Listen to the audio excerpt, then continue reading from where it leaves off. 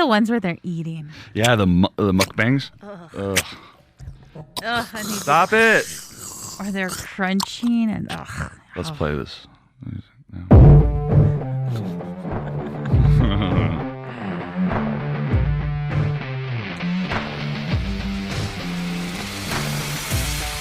And pop it. Hello, everybody, and welcome to another episode of the AfterBuzz podcast. My name is Nico Adjemian, your host of the AfterBuzz, and of course with me is Buzz Adams. Hello. We're lucky to have Joanna Barba in studio again. Yes, she is highly requested, not only by Buzz and I, but by the fans. They definitely like it more when you're on. Because it's the show? Yeah, because it's the show. And you add that third heat. That's so essential in a tripod. Do you know how close Joanna is to hitting her bonus numbers for her articles? How close are you? So close. No way. I just need 15,000 views.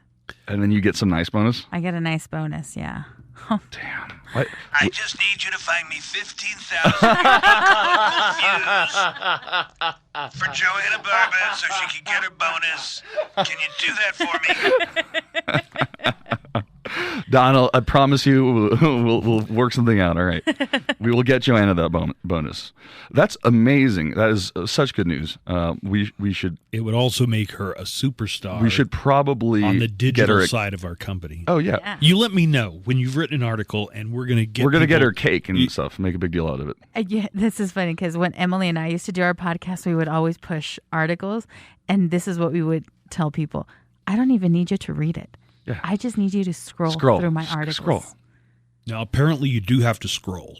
Yes. Yes, that is you don't part have of the to process. even read it. I don't care what article you're looking at. Click on my name and just scroll on my article. Also, she's kind of holding up our numbers for the show. Pretty much alone. You and I are nowhere near bonus territory at all. But Some of Joanna's us very close. Are still so close. On the runway. All I need is 15,000 unique local views. Find them for me. Yeah, get them. Okay, so for today's topic, I have two things. We're going to talk about some of the weird habits your friends may have had every time you went over to their house. But before that, I want to start with geniuses. Smart kids. You know those people, right? Two of them are on the show right now. You consider yourself to have been one of them, huh? No, I'm just kidding. Not really. Did you? No. I was never like in a GT program or anything like that. But I do always find it fascinating. Like Oprah used to have some of those segments of a kid who could paint like Picasso already. He's like 4 years old, or Those a kid who always freak me out. Right. I'm fascinated by kids who are like gifted. Picasso kind of painted like a 4-year-old, anyways. Or kids who are really good at math or things like that. Prodigies. I was watching CSI and there was this episode where like a 12-year-old was teaching a college course. Spoiler alert, she was the murderer. Was her name Young Sheldona? I watched a lot of CSI while I was on vacation. Okay, so there's, weirdly enough, a study that's actually been done for the past 50 years following gifted children. And there's three things that they've actually learned from following around. In the 1960s, psychologist Julian Stanley took seventh graders who scored as well or better than high schoolers and then just followed them around. Followed them physically, like stalked them in the hallway? Just kept up to date with their progress? The study called the study of mathematically precocious youth has never ended. And it's now 45 years in the making. It's followed countless kids from middle school into their careers as America's top politicians, scientists, CEOs, engineers, some military leaders. The original psychologist passed away, but psychologist David Lubinsky is still doing it. And here are some of the things that they've learned about gifted kids. Number one, some of what we used to think about gifted kids actually turns out to be wrong. There is an old saying, early to ripe, early to rot. Like you peak young, and right. I think there have been examples of child prodigies who did not have a happy life. Oh, absolutely. I mean, you could even think about Bobby Fischer, like a chess prodigy who really didn't have a great life. At some level, there's a fine line between genius and madness. It's a thin line. Out. But it's actually not true. So the saying is basically a kid doing too much fosters a kid's special talents and abilities at too young an age, and it actually harms them in the long term. But it's not remotely true. It's outdated. Author Lubinsky says that there's another misconception that smart kids will find a way to excel even if those smarts aren't nurtured or developed. That's not true? That's not true. Kids need guidance. Everybody who was smart or who ended up successful actually had guidance. Not just being smart in itself ended up in success. Oh, right. Okay. That makes sense. Right. I think I even know kids that were really smart in class but like had very little guidance. Right. Like if you're not going to, like a garden, if you don't tend to it. Yeah, right. If your parents don't take an interest in your education, if they don't encourage you in the first place, if they don't give you positive reinforcement when you do well, if they're just kind of checked out, you're probably less likely to excel. Succeed. I guess that makes sense to me. Number 2. You don't like the way I did it? Your bell was weak, man. You see me trying to reach over here. It's all right. Maybe I should just do this. Intelligence, not the same thing as passion. Quantitatively gifted people varied widely in their different passions. Many of the students in the study did end up pursuing medicine, but others went into fields like economics or engineering. Others still were more gifted in areas like logical or verbal reasoning, which made them like excellent lawyers and writers. So just being really smart, like everybody thought the smart kids were doctors automatically. Yeah, I thought that. Definitely where I went to a medical magnet school where everybody was like, that was the whole goal. And it's like, to become a doctor someday. Yeah.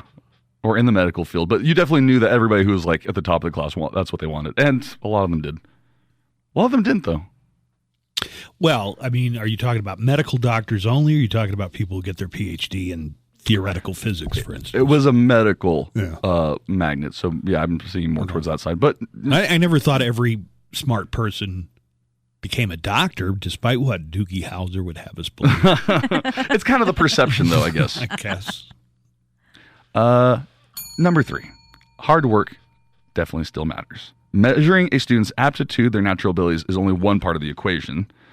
Effort, Lubinsky says, is a critical factor in determining how far someone's going to go in life. If you look at exceptional performers in politics, science, music, literature, they're working many, many hours. I've always thought you get out what you put into something. And I didn't go to a great school. I went to a public school. Me too. And I didn't put that much into it either. Yeah, me either. You get what you put in. Now right? look at us. Look at all of us. Right. We're here on this. Although, I think there is saying something to working smarter and not harder sometimes. Oh, yeah, for sure. I knew somebody in college who was really amazing at chemistry. And he was like the biggest stoner in the whole college. I mean, God, did we all know that one stoner that was just like stoned all the time, but super smart? But he was also still doing well because he put his effort into like selectively where it really needed to go, like whether it was research or these classes. And other than that, he looked like he was just being lazy. I don't know. Look at us. All right, that's going to do it for gifted kids. For that topic. I could add something. Yeah, if please. You want me to, or I could just skip it altogether. So a lot of the hijinks that Sheldon gets up to. All right. I have an excellent source about gifted and talented children. Young Sheldon. It's called The Big Bang Theory. No, and it follows a group of older gifted kids. I'm talking about young Sheldon. Buzz doesn't watch Big Bang Theory. Like a lot of the things that get him in trouble were based on a real life. He's called the Nuclear Boy Scout, and it's this Eagle Scout in the 1990s who the authorities showed up one day at his door because he was trying to get the components needed to create a breeder reactor in his stepfather's shed in the backyard. What? Yeah. Well, it sounds like he was just really fascinated. He didn't do well in school. He didn't even make good grades in science, but he was extremely fascinated. You can look this up. You just look up nuclear Boy Scout. Okay. Anyway, spoiler, he died very young, and they think it was a combination of drug and alcohol abuse combined with long-term radiation poisoning, because he would go back in the shed when he was, and work on his nuclear reactor with all kinds of, my God. Well, and without the proper precautions or shielding or anything. You have to be smart to even be curious enough to start finding out about that stuff and putting it together. That's such a tragic story. I mean, he could have grown up to be. Is that what young Sheldon's doing? I don't want. That's the first episode is him trying to build a nuclear reactor. Right. Oh, really? And he gets a visit from the authorities. And that may be the original, but I've read several more stories about recently kids who have built either small particle accelerators or tokamaks, in their garages. Yeah, it doesn't sound like this kid wanted to build a bomb or anything. He was just very, very fascinated. I had to call some power. Libyans from some for some radiate some. Yeah, they met me in the plutonium. parking lot of the Twin Pines Mall. Yeah, and then we went 88 miles per hour in some car. Next thing I know, it's the 50s, and Mayor Goldie Wilson is sweeping up at the diner. And my mom is hitting on me. For all the kids out there, Nice. that's a Back to the Future Great, reference. It's a Robert Zemeckis film. You should definitely check it out. Okay. Even as a kid, I thought that was messed up. 17 extremely strange house rules people experienced when they visited someone's house at a young age. House rules? Yeah, if you go to a person's house and they say I'll start with house a rules. simple one. I've definitely been to some people's house where take your shoes off like you're in Japan before you come in the house. Oh, I've been to houses like that. Yeah. I thought that was weird, but I don't think it probably clocks is all that weird compared to whatever you've got on your list. But growing up in Oklahoma, that is what was weird at Buzz. Yeah. For Buzz. What was it? You got to take your shoes off before you come in the house. Oh, yeah. I'm sorry. You said something normal. It just didn't even faze me. Like, what? And yeah. I had friends that do that. I mean, I guess I want to hear some of these on the list. Maybe Yeah. it'll jog a memory loose or something. Sorry, you know what? Actually, this just reminded me of another article I read last week. And it's not even on this one, but I want to bring this up with you guys probably tomorrow on the show about Swedish families. Death cleaning. No. And they don't offer their They don't guests offer the food. food. God. Yeah, I've read about that. What? Okay. So there's this thing online where people were talking about, or somebody put up a story where they said, I went to my friend's house and we were playing in his room and his mom said dinner time and he told me to wait right there and he'd be right back. He went down and ate dinner. And ate dinner. That they don't provide dinner for guests. Well, guests. maybe that was just that family, though. No, but didn't Swedish people chime in and they Yes. were like, yeah, we don't. It then became You don't live kind here. of a thing like, yeah, actually that's a cultural thing in Scandinavian and all countries. the Latinos were so confused. Yeah, every other and Asian cultures were like, what How are you do talking you about? not feed your guests? Yeah. And they're just like, no, that's just something. You don't live here. You're not part of our family. We're going to You're eat dinner." Swedish. You've got to have meatballs somewhere. I think the reasoning was that they often just kept their social circles very small, and it was a way of kind of not necessarily inviting more into. I don't know what the exact reason. It's kind We'll of sounded look crazy. more into it before we discuss Should it we talk about it tomorrow on the air? Now, help me come up with an engagement question for that. Do you feed your? Do you feed your guests? Yeah, that's a Yes. good one. Yeah. Somebody write that down. Buzz, write that down for me. So I can remember. Is that a good one? Yes, that's yeah, great. that's a good engagement question. I think. What kind of weird house rules did your friends have when you were a kid is a pretty good one, too. I can ask that one too. Yeah. But if we talk about the Swedish thing, because I'm sure people will talk about that. Okay, number I one. don't know, maybe people in the United States are going in that direction because you don't want to give a kid with a peanut allergy something that had, God forbid, had a peanut Oh my near it. God, right? Well, in the story, the kid goes, I was wondering what my friend was up to, so I went downstairs, and halfway down the stairs, I see them all at dinner eating it, and they just look at me. Like he's an intruder. Yeah. Maybe Swedish people are stingy with their food. It said something like that they just keep their social circles. You know what? We're going to look into it. We're going to find out more about this. Okay. Number one on the weird rules at people's houses. I was friends with a girl down the road, and I went over to her house for a sleepover. We were 9. Well, it turns out she still wet the bed, and not a big deal, but her mom made her wear pull-ups at night. And so she wouldn't be embarrassed, her mom tried to make the rest of us do it. Everybody, we're going to bed. Everybody put your pull-ups on. My parents came and got me after I found that rule out. That's weird. That one's kind of weird. Number 2. The weirdest thing I remember is that at my one friend's house, nobody laughed at farts. What? I come from a fart-positive family who thinks they're hilarious. Do you know how hard it was for me to stifle my laughter when my friend's mom ripped huge farts and everyone just acted like nothing happened? Oh, so they're just like ripping them in front of everyone and nobody laughs? Yeah, that would be. Oh, my mom. You're like, ha! There's nothing funny. It's a bodily function. Exactly. I used to visit this family down the road to play with. If they got hungry, they would grab handfuls from the tin of dry cat food. Yeah, That's weird. I think Child Protective Services might want to find out about it. These kids are so hungry. They're eating cat food. That's so weird. Any that you can think of from your friends, Joanna? No. Luckily, my best friend growing up, our family dynamic was kind of the same at her house. Although it was really weird to me the first time I went over. She was like, ugh, I got to load the dishwasher. And I'm like, what?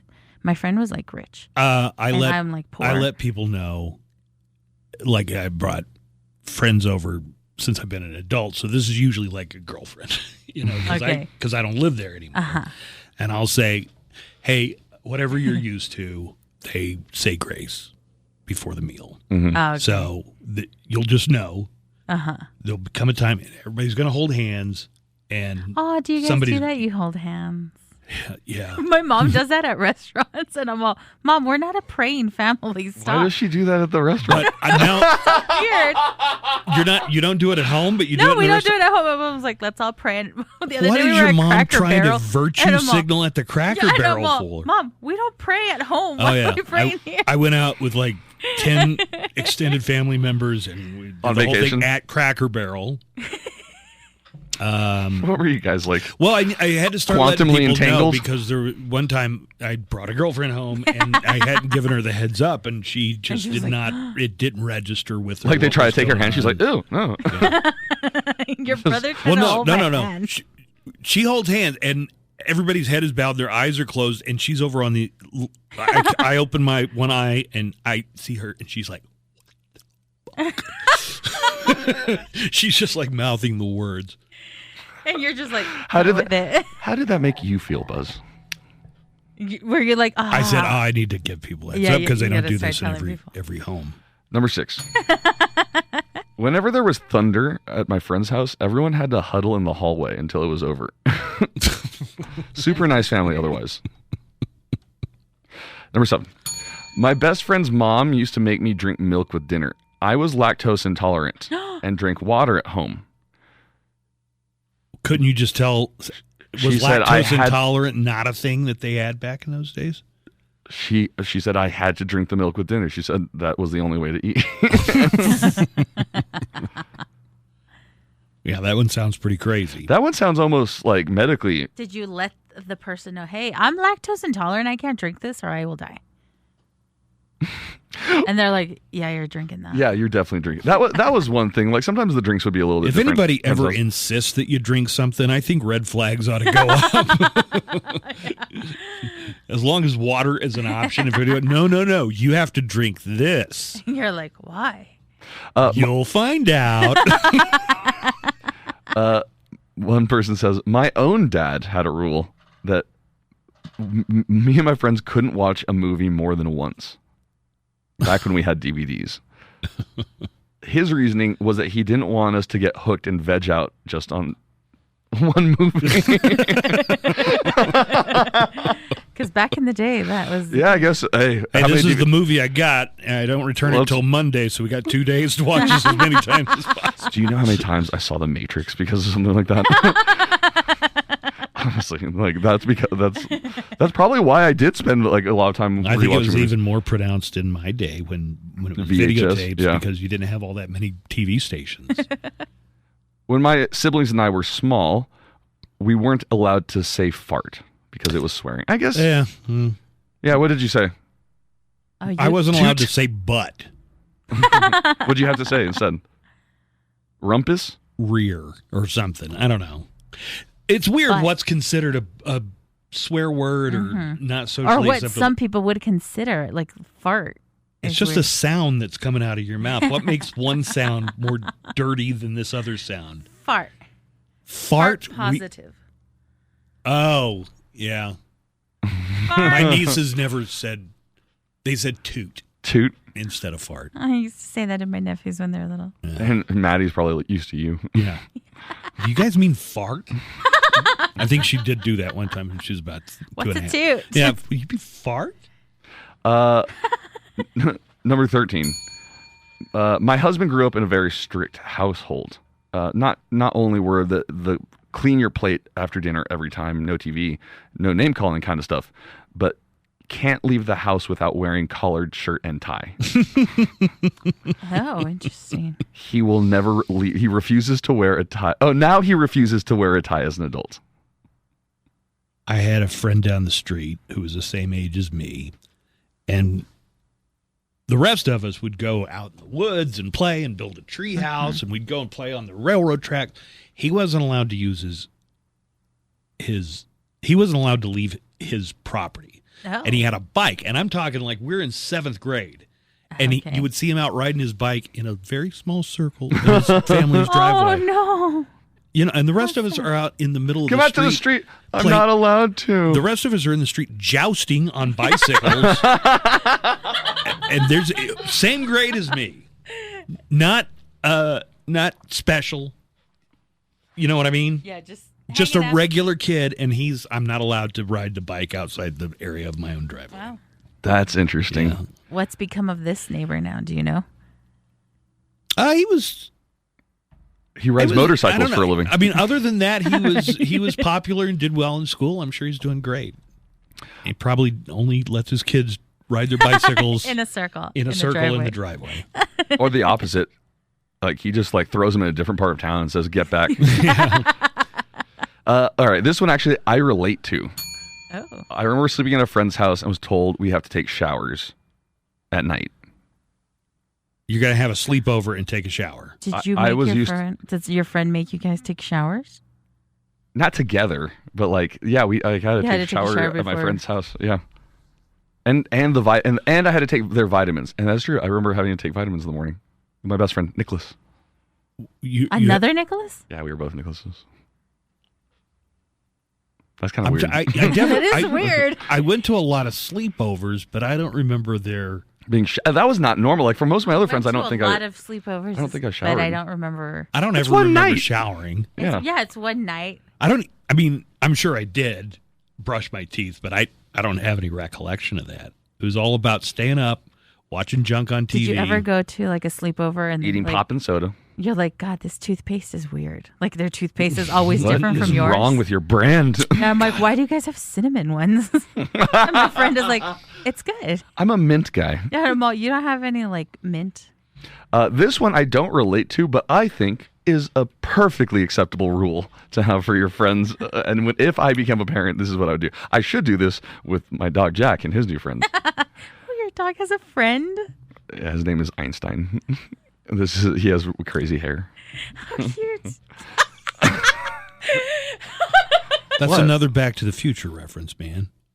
Oh, Doc Brown's dog was Oh, named yeah, Einstein. Einstein. Yeah, I forgot about that. All right, number 15. I was about 12 years old, went to play with a new friend down the blocks. Her brother and both parents were home, so I went to say hi and introduce myself. And I was told, before we can play, they have to check for head lice. Check. Me for head lice. Wait. Are you saying this is one you relate to? No, this is the one I'm saying perfectly acceptable. If I You're had, going to start checking. if I had, lice. yes. Hey, Actually, come here. Let yeah. me just check your head for Yeah, lice. if you're like an 8-year-old or 10-year-old, When my nephews were in elementary school, it seemed like every week they would send a letter that was like, Sorry, hey, kids got somebody head in the lice." yeah, someone in the class has head lice. Check your kids or something. Just letting you know. And I'm all, damn, how many kids be getting head lice? I would be like, oh, what references should I use? Okay, what's his name? God, I can't even give the reference. Matt Damon in Contagion. I would just like make sure everybody didn't touch stuff. Or Dennis Hoffman in Hot Zone. Dennis Hoffman. Who the fuck? Dustin Hoffman. Dustin Hoffman. See, told you I was trying to think of something. Anyways, that seems like such a logical thing to do. It seems like I'd be pretty insulted. Dad, this is my friend. Nice to meet you. Get over here. Let me check your head. Get for my some lice. gloves and the comb. Yeah. We're going to check your friend for headlights. We're going to make it a game. I think a reaction might be, what makes you think my kid has And head then lice? the kid goes home and they're like, oh, how was your day with your friend? They checked me for head lice, Mom. I think there's an implication there that you're less than human. And then it's like, Sanitary it turns anyway. into a big old thing.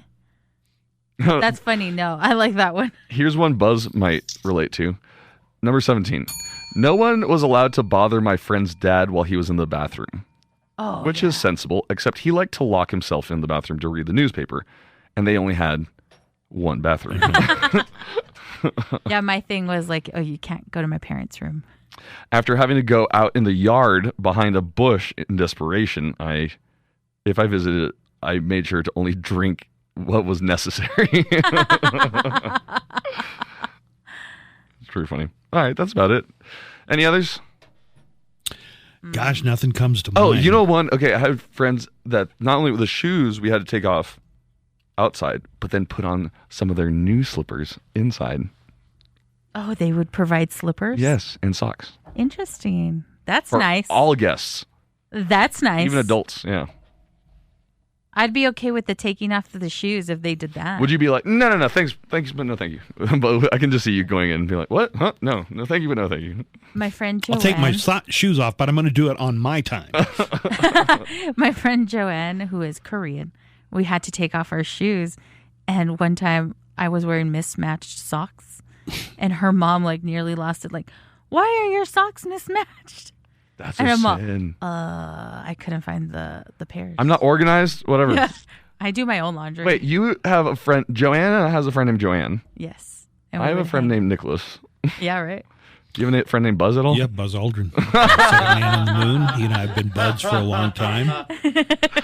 Go out chasing skirts together sometimes, That's a great lie. I think that's a good enough lie to end the show off with. Yeah. Okay. Let us know, listeners, if you have a friend or a rule that you grew up with that was kind of weird whenever somebody else came over. And do you offer your guests food?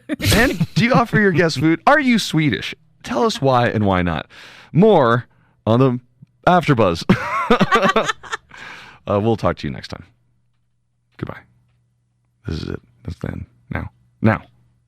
What's the easiest choice you can make? Window instead of middle seat? Picking a vendor who sends a great gift basket? Outsourcing business tasks you hate? What about selling with Shopify? Whether you're selling a little or a lot, Shopify helps you do your thing, however you cha-ching. Shopify is the global commerce platform that helps you sell at every stage of your business. From the launch your online shop stage to the first real-life store stage, all the way to the did we just hit 1 million orders stage. Shopify's there to help you grow. Whether you're selling scented soap or offering outdoor outfits, Shopify helps you sell. Wherever and whatever you're selling, Shopify's got you covered. Sign up for a $1 per month trial period at shopify.com/try. Go to shopify.com/try now to grow your business, no matter what stage you're in. Shopify.com/try.